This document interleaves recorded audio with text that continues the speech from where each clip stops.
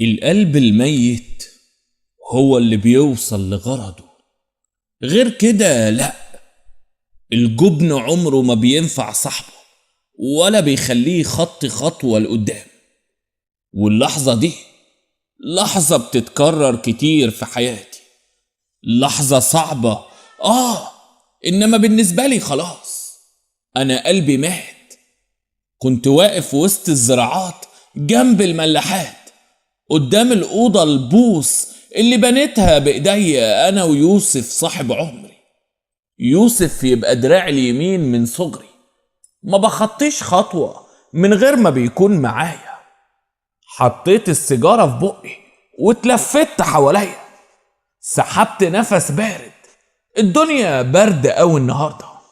سحبت نفس من السيجارة اللي في ايديا وبصيت حواليا، ما كانش في حد خالص. انا لوحدي قدام الأوضة الخوص اللي قاعد قدامها. ما اخدتش بالي لما طلع الواد يوسف من الأوضة الخوص وماشي ناحيتي بهدوء. كان حاطط على دماغه شراب حريمي مداري بيه وشه ومغير بيه ملامحه زي ما فهمته بالظبط وزي ما اتعودنا انا وهو. وقف جنب يوسف، بص حواليه، نفخ وقال بقلق: وبعدين محروس. البت مش عاوزة تسكت، عمالة تتشال وتتهبد وتلطم وتعيط. أخدت نفس من السيجارة بكل برود، اتنهدت وبصيت ليوسف وقلت له: ما تشيلش في دماغك يا يوسف، أصلها بنت دلوعة من حقها تعمل كده وأكتر. قرب مني يوسف، بصلي بصة طويلة، اترعشت شفايفه وقال: أنا بقول نروحها بيتها، البت دي يا محروس بدل ما تجيب لنا مصيبة.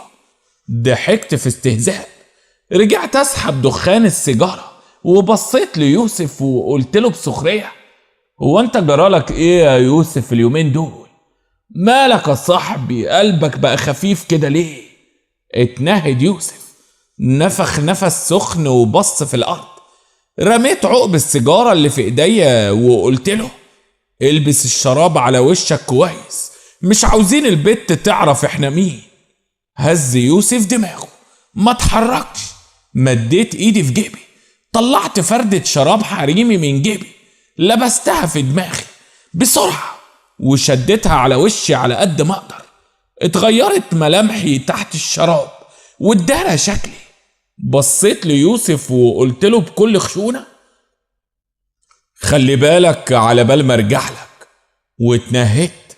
هز يوسف دماغه واتحركت ناحية الأوضة الخوص، قربت منها، فتحت بابها ودخلت وبصيت بعناية في ركن الأوضة.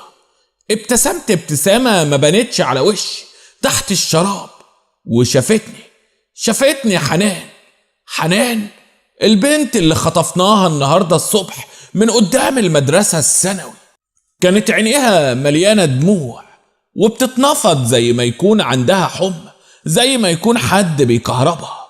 بتبصلي بكل قلق وخوف. قربت منها، مشيت ناحيتها كام خطوة، بصيت لها بنظرة طويلة وقلت لها بكل خشونة: شوف يا بت، انت هتسمعي الكلام وتنفذي اللي هقولك عليه، هتروحي بيتكم، وزي ما جبناكي هنا هنوصلك لحد بيتك. هزت البنت دماغها، اترعشت من بين دموعها ووشها اللي غرقان بدموعها الغزيرة. قربت منها خطوتين تاني، شاورت لها وقلت لها: كل الذهب اللي معاكي اقلعيه وحطيه في الكيس ده. وطلعت كيس بلاستيك اسود كان في جيبي، مدته لها. اترعشت البنت، اتحركت ببطء وهي قلقانة. شخطت فيها، اتنططت في مكانها وانا بقول لها: ما تاخدي مال بلاش لكاع، ولا انتي مش عاوزة تروحي؟ اترعشت البنت، هزت دماغها وبسرعة قلعت الخواتم اللي في ايديها وحطتها جوه الكيس. وبرقت بكل جشع وهي بتقلع غوايشها اللي حوالين دراعها وبتحطها جوه الكيس. بحلقت في الدهب اللي بيضوي قدام عينيا. مدت لي الكيس وهي بتترعش. رفعت حواجبي، بصيت لها بغضب مسكتها من رقبتها الناعمة وقلت لها وانا بمسك السلسلة الذهب اللي حوالين رقبتها: ودي ايه، مش واخدة بالك منها ولا ايه؟ اترعشت البنت اكتر وانا بشخط فيها وبقول لها: اقلعي السلسلة دي يا بت وحطيها في الكيس. اتنفضت من الخوف، بصت لي وهي بتترجاني وبتخبط بايديها على صدرها وقالت: بلاش السلسلة دي عشان خاطري، دي بتاعت الله يرحمها. ضحكت ضحكة عالية، ما حسيتش ان في قلبي شفقة ناحيتها ولا رحمة، وقلت لها: طيب هي مش امك ماتت، يبقى عاوزة الغوشة في ايه بقى؟ اترعشت شفايفها، كانت عاوزة تتكلم. شخطت فيها تاني، نططتها في مكانها وقلت لها: ما تقلعها بنت السلسلة، خلصينا في الليلة الطويلة بتاعتك دي. وبكل حسرة اترعشت ايدين حنان، مدت ايديها وقلعت السلسلة، حطتها في الكيس البلاستيك. اتنهدت وقلت لها: اقلعي بقى الحلق اللي في ودانك ده. رفعت عينيها ناحيتي، بصت لي بضعف والخوف والرعب مالي عينيها، وقالت لي: ما بعرفش اقلعه، اصله مقفول بالبريمة حوالين وداني. ضحكت باستهزاء وقلت لها: مفيش مشاكل، اقلعهولك انا. وميلت على البنت بكل خشونة وقلعتها الحلق اللي في ودنها بكل قسوة. ما همنيش عياطها من الألم وصريخها تحت ايديا.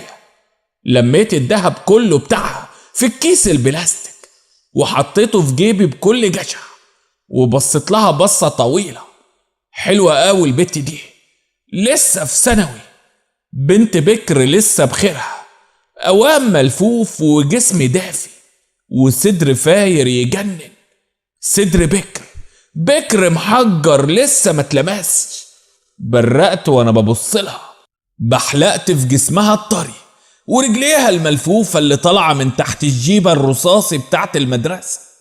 وبصيت للبنت بكل ضعف، اترجتني وقالت: ها، هتروحني؟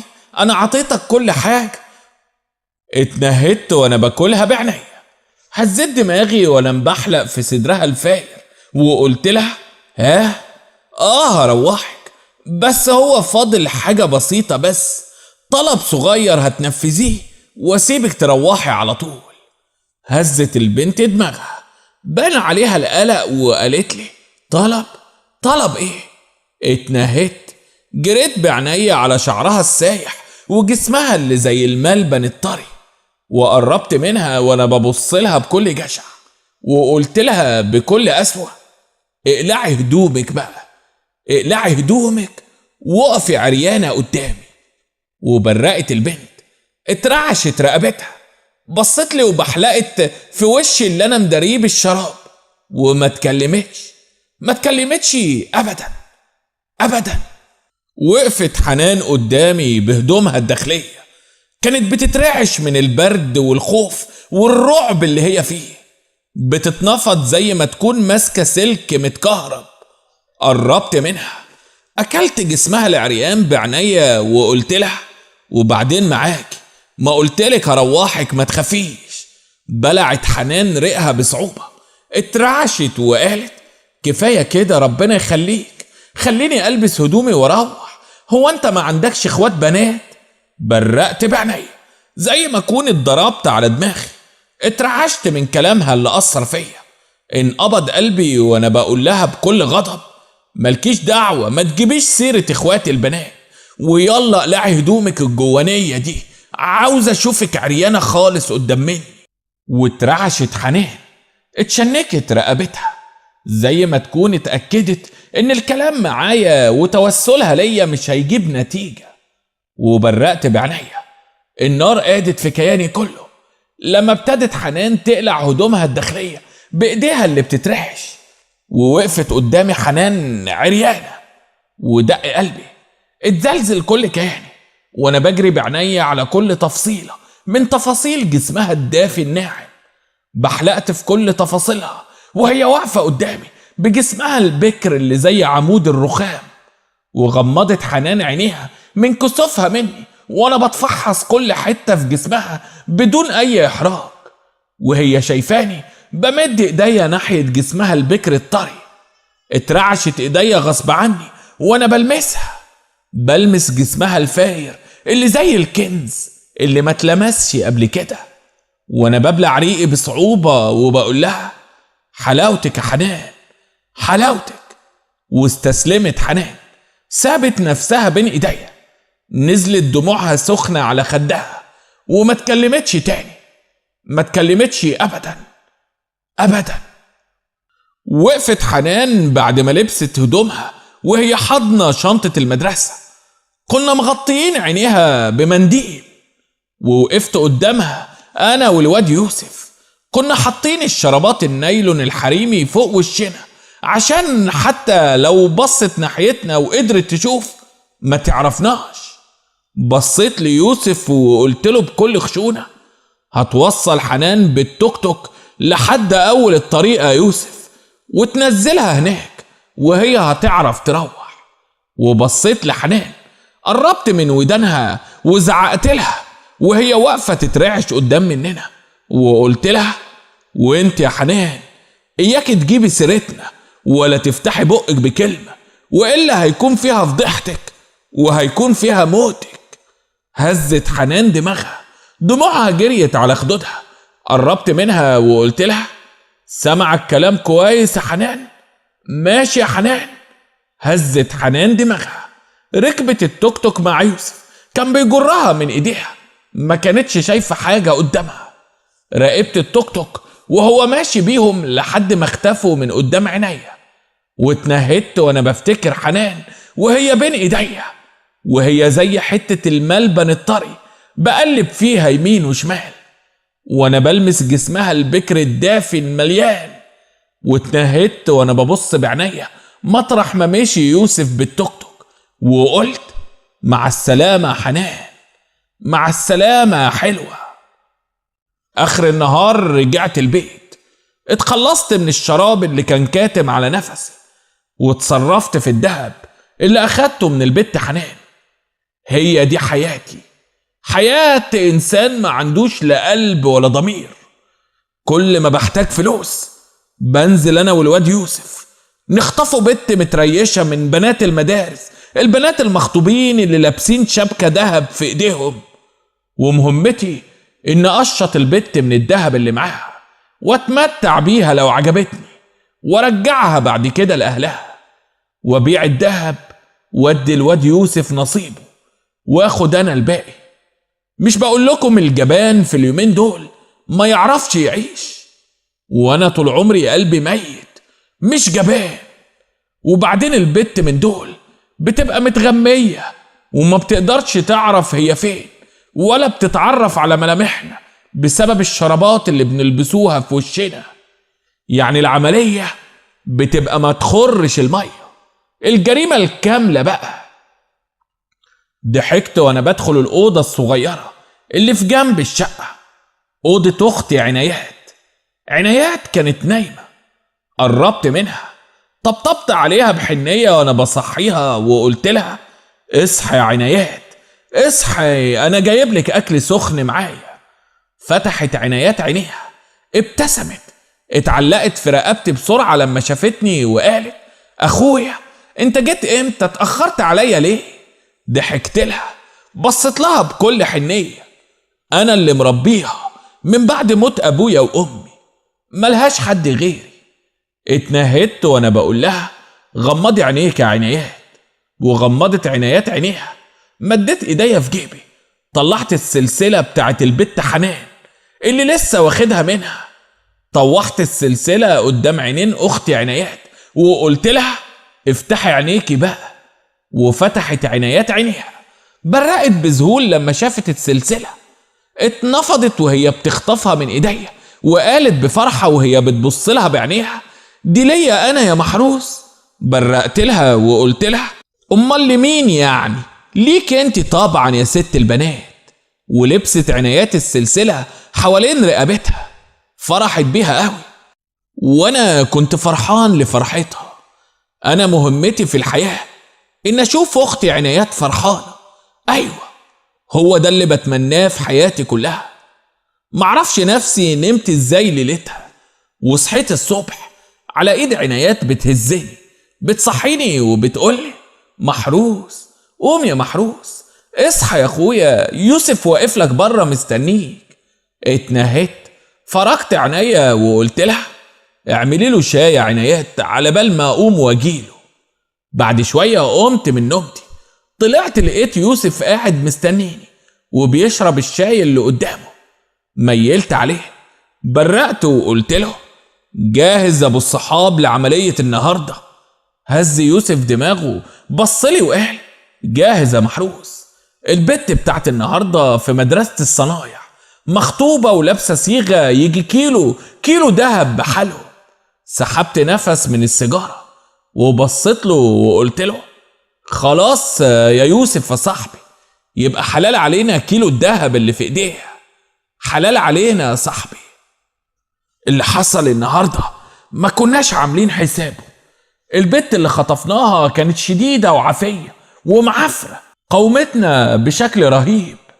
وقبل ما ننزلوها من التوك توك وندخلوها الأوضة الخوص اللي في الملاحات، البت شدت الشراب من على وش يوسف، فكت الشراب من على وشه وشافته وشافت ملامحه. دخلنا البت الأوضة بعد معاناة ومعافرة، قفلنا الباب عليها، وقفنا نترعش وننهج احنا الاتنين. بصلي يوسف وقال والعمل يا محروس، البت شافتني وعرفت شكلي. بلعت ريقي بصعوبة وانا بهرب بعناية من عينيه وبقول له خلاص يبقى ملهاش غير حل واحد بس يا يوسف. رفع يوسف حواجبه، قرب مني، بصلي وقال حل ايه يا محروس؟ ضحركت عيني عليه واترعشت شفايفي وقلت له من غير تردد البت دي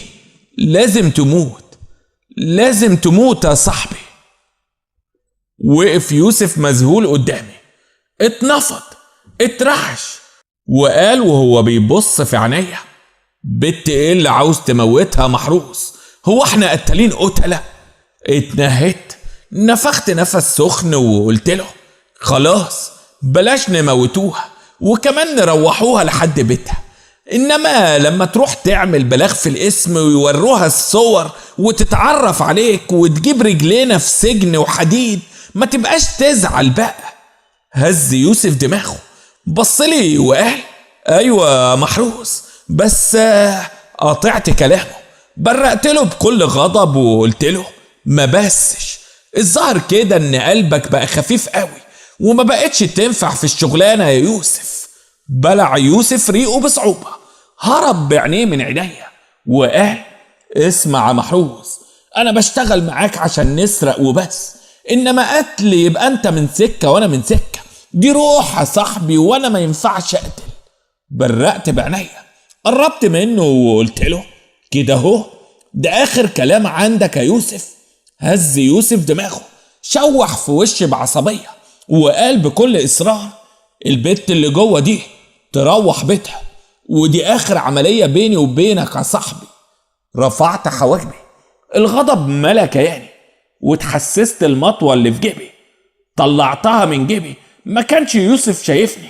قربت من يوسف وهو عطيني ظهره وقلت له بكل غضب مادام كده والشيطان دخل ما بيننا يا يوسف، يبقى لازم اقول لك كلمه واحده يا صاحبي، لازم اقول لك الوداع يا صاحبي.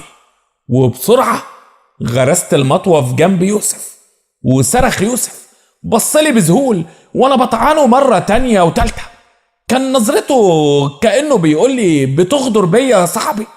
ووقع يوسف على الارض، وقع غرقان في دمه، واتنهدت وانا ببصله بكل قسوه وبقول له انت اللي اخترت يا يوسف، انت اللي اخترت يا صاحبي. قتلت يوسف والبنت اللي خطفناها كمان، واخدت كل الذهب منها ورميت جتاتهم في الملاحات. كان لازم أأمن نفسي قبل ما البت تعترف علينا وتضيعنا. الواد يوسف مش عارف ايه اللي جراله، بقى غبي وجبان في الفترة الأخيرة، عشان كده ما كانلوش مكان في العالم اللي احنا عايشين فيه. العالم اللي احنا عايشين فيه ده كان عاوز قلب ميت زي قلبي كده عشان اقدر اعيش واكمل. رجعت البيت وانا بقدم خطوة وبأخر التانية. مش بالساهل عليا ان اقتل يوسف. كنت حاسس اني ضايع وتايه. برقت بعينيا وانا على اول الطريق، اول شارعنا، لما لمحت عربية اسعاف وعربيات مطافي واقفة قدام بيتنا. قلبي اتقبض. مديت بخطوتي زي المجنون. قربت وانا ملهوف من بيتنا. قابلني عم عبده البقال. شميت ريحة شياط ولمحت شقتنا طالع منها الدخان والرماد. قلبي غاص في رجليا. اترعشت. قلت لعم عبده وانا بتنفض: ايه اللي حصل يا عم عبده؟ واختي عنايات فين؟ بص عم عبده في الارض، اتنهد وقال: النار يا ابني مسكت في البيت، ما نعرفش ايه السبب، واختك طلعناها بالعافية بس جسمها مليان حروق. شاور عم عبده بدقنه ناحية الاسعاف. برقت بعينيا وانا بلتفت ناحية الاسعاف. جريت عليها وفتحت بابها واتزلزلت. برقت زي المجنون وانا شايف اختي عنايات مرمية قدامي وجسمها مليان حروق ومتشوهة من كل مكان في جسمها. قربت منها، ميلت عليها، خدتها في حضني وصرخت: اختي اختي، مالك بعد الشر عليك؟ ايه اللي جرالك؟ ايه اللي جرى يا عنايات؟ واترعشت عنايات بين ايديا.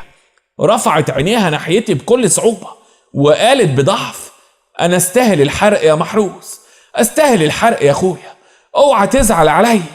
ضمتها اكتر وصرخت في وشها: ايه اللي حصل يا عنايات؟ فهميني، ايه اللي حصل بالظبط؟ شردت عنايات بعينيها وكملت كلامها بكل ضعف وقالت: انا دلقت على نفسي بنزين وولعت في نفسي. هزيت دماغي، ميلت عليها وقلت لها بحسرة وانا بضمها في حضني: ليه يا عنايات؟ ليه؟ اتنهدت عنايات بصعوبة وقالت: انا اكتشفت اني حامل. انا مرمغت شرفك في الوحل يا محروس. وبرقت بعينيا. اتزلزلت، غاص قلبي في رجليا ولقيتني بسأل عنايات غصب عني وانا حاسس وكأني مخبوط على دماغي وبقول لها: حامل؟ حامل من مين يا عنايات؟ اتنهدت عنايات، اتكلمت بصعوبة شديدة وقالت: حامل من يوسف. من يوسف يا محروس. يوسف ضحك عليا وقال لي انه هيتجوزني وسلمت له نفسي وحملت منه. واتنهدت عنايات بصعوبة اكتر وفجأة سبلت عينيها، خمد نفسها.